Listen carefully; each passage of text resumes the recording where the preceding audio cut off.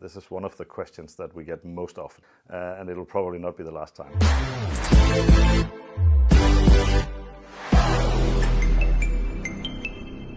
How much space should I leave between my speakers and the back wall?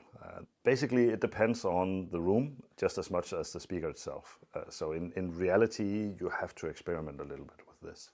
What happens is, if you put the speaker closer to the wall, you will add some more bass. So when the sound is dispersed from the speaker, the bass frequencies are actually dispersed out in all directions, like a sphere from the loudspeaker. So it will travel out in all directions, including backwards. And the higher frequencies is only going forward. So if you put the speaker closer to the wall, you're going to increase the reflections of the low frequencies from the back of the speaker. So you have a balance between how close do you want it to be on the wall to have a proper impact in the bass, or to get it further out, then you have less reflections from the wall, but you also might have too lean sound with too little bass. So you kind of have to experiment with that. And what I generally recommend is start by putting the speakers really close to the wall, which is very likely not to be the best case. And then gradually moving out. Listen to some music that has some variables and tuneful bass. Figure out when does it sound best. So as you move gradually outwards, you'll be able to hear that it becomes better. The sound is more easy to follow the bass notes and things like this. So once it sounds better and better, just keep increasing it until at some point it's going to be worse. The bass is going to be kind of missing in the music.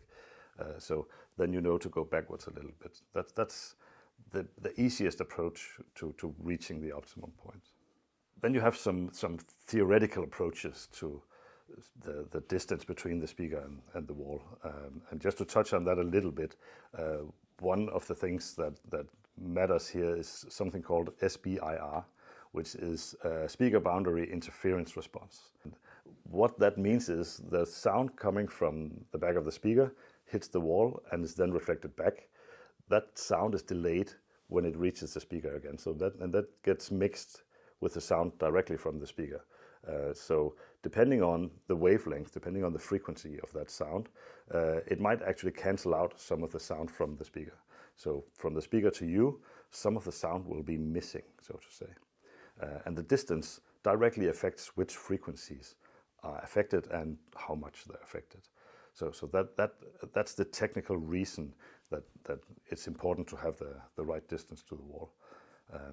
And again, that can be calculated, but it's really more efficient in the real world to do it by ear in my experience, because real worlds never really match up with the calculations, because you also have to take into account distance to side walls and floors and ceilings and listening position and all of that. Another thing that's related to this is how about the port placement of the speakers? Sometimes this question is really focused on the placement of the port of the speakers. The port is typically on the back.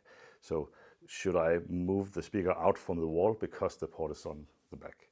So sometimes this question is actually based in port placement. People want to know, does the port placement affect how close my speaker is to the wall? And actually it isn't that important, but I'm going to cover that in a future episode of Ask the Expert.